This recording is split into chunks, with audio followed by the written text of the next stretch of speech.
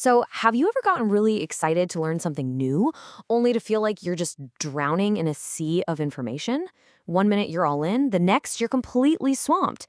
It's a feeling we all know, and it turns out it's not really your fault. Okay, let's dive into why that is. I mean, this quote from a Reddit user just hits the nail on the head, doesn't it? That feeling of total paralysis. You've got all these resources, all these tabs open, and you're just lost before you even start. It's classic information overload.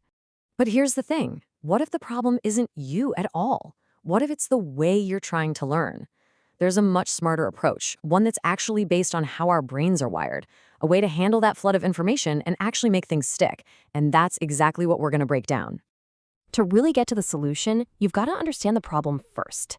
And the problem, well, it all comes down to a tiny bottleneck in our brain's information processing system. Okay, so this is a super simple model of how learning actually happens. For anything to really stick, it has to go on a journey, from our senses through something called working memory, and finally it has to land in our long-term memory. Now that middle step, that's where everything happens. So what exactly is this working memory? The best way to think about it is like a mental workbench. It's the space in your head where you're actively tinkering with new information. Or if you're a computer person, it's basically your brain's RAM. It's super powerful, but here's the catch. It's also super limited. And when I say limited, I mean really limited. Research shows that our working memory can only handle about 5 to 9 new pieces of information at any one time. That's it. And this isn't about intelligence, by the way. It's just a fundamental design feature of the human brain. This whole idea has a name, and it's called cognitive load theory. A psychologist named John Sweller came up with it, and it's an amazing framework for understanding how the mental effort we're using, our cognitive load, directly impacts our ability to learn, well, anything. And this right here is the heart of the problem. When you try to cram too much onto that tiny little workbench all at once, you cause a mental traffic jam. The whole system just gets overloaded. And that crucial transfer to long-term memory, it slows to a crawl, or it just stops completely. This is that feeling of being overwhelmed. But here's where things get really interesting. See, cognitive load theory doesn't just point out the problem, it actually gives us a way to solve it. It turns out that not all mental effort is the same. There's what you might call a good load, and then there's a bad load. So the theory breaks it down into 3 types. First, you've got extraneous load. This is the bad stuff. The mental energy you waste trying to decipher confusing instructions or poorly designed materials. Our goal, reduce this to 0. Then there's intrinsic load. That's just how hard the subject is. We can't change that, but we can manage it. And finally, the most important one, germane load. This is the good stuff.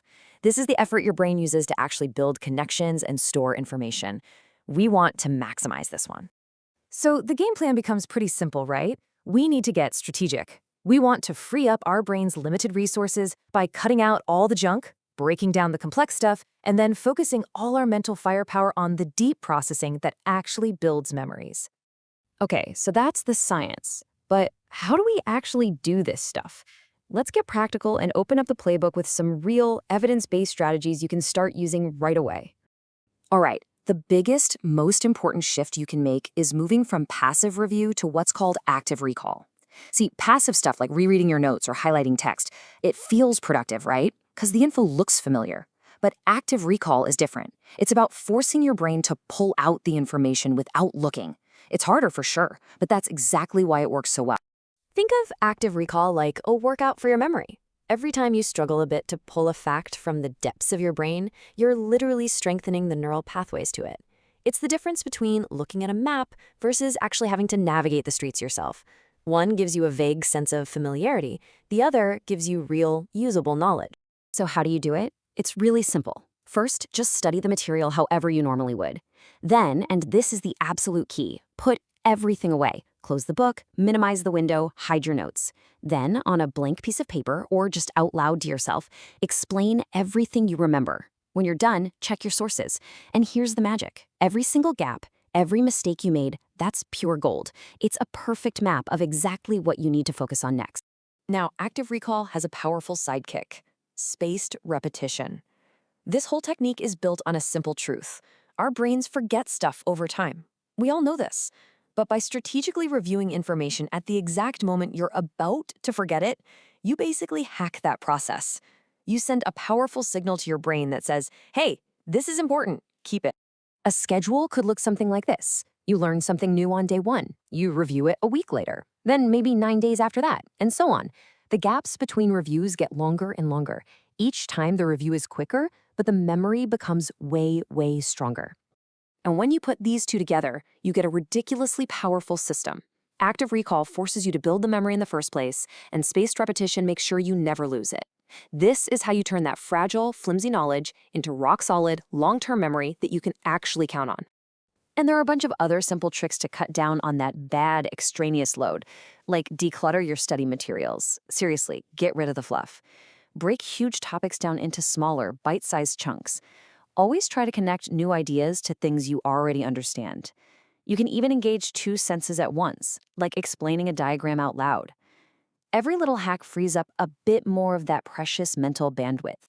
So look, these techniques aren't just about passing a test or cramming for an exam.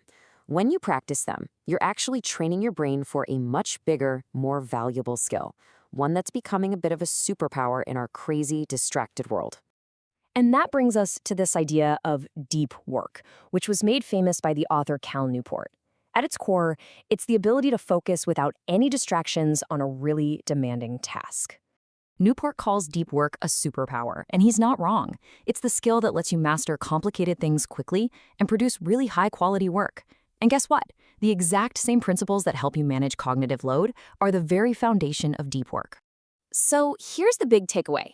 Learning how to learn isn't just a school skill, it's a life skill.